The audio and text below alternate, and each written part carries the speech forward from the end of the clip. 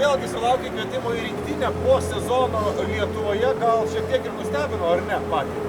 Na, iš tikrųjų tikėjausi kvietimo, bet malonu, kad kviečia, malonu su vyrais pabūti. Na, ruošiamės pasaulio čempionatui, dedam visas jėgas. Esu girdėjęs labai daug nuomonę apie tave kaip apie tikrai labai gerą vartininką, tik tai, kuris šiuo metu žaidžia Lietuvoje. Ar nėra noro bandyti kažkur puštis aukščiau? Tikrai yra, bet kol kas nėra rimtų konkretesnių pasiūlymų. Tikrai norėčiau dar išvažiuoti, pažaisti gerame lygyje. Tam ir dirbau visą jaunystę, vaikystę, nuo pat mažų dienų svajojau kažkur žaisti gerame klube.